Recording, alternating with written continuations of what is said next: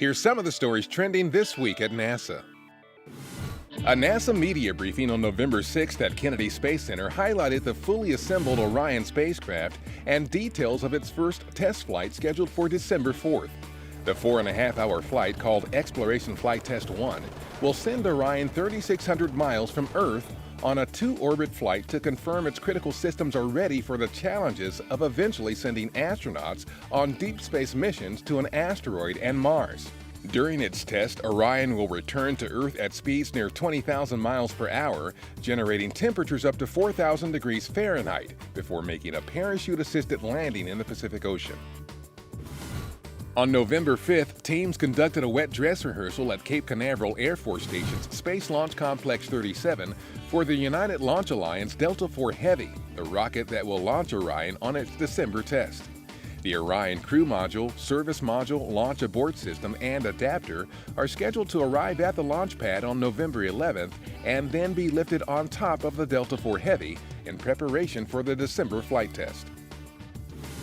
At the Gagarin Cosmonaut Training Center in Star City, Russia, Expedition 4243 Soyuz commander Anton Shkaplerov of the Russian Federal Space Agency, NASA flight engineer Terry Virts, and flight engineer Samantha Cristoforetti of the European Space Agency are participating in traditional activities prior to their launch to the International Space Station. The trio is scheduled to launch from Kazakhstan November 23rd Eastern Time to begin a 5.5-month mission on the station. During a November 4th meeting in Paris, NASA Administrator Charlie Bolden and other heads of the International Space Station agencies from Canada, Europe, Japan, and Russia issued a joint statement reaffirming their support for continued ISS operations, recognizing the many benefits of the station, including breakthrough biomedical research, technology development, and expanding commercial use of low Earth orbit. The U.S. has committed to extend ISS utilization to at least 2024. A sample from the first rock drilled at the base of Mount Sharp by NASA's Curiosity Mars rover in September has yielded the mission's first confirmation of a mineral mapped from orbit. The iron oxide mineral, called hematite, gives clues about ancient environmental conditions from when it formed. In 2010, NASA's Mars Reconnaissance Orbiter also provided evidence of hematite in the area of the drill site. This confirmation of orbital data could help researchers predict where to drill for certain minerals as the rover makes its way up Mount Sharp.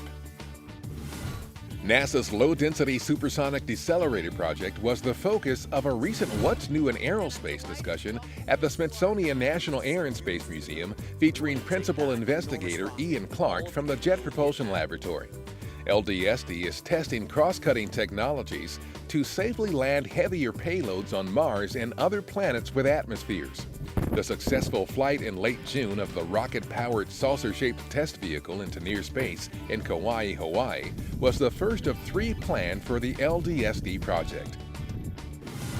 And that's what's up this week at NASA.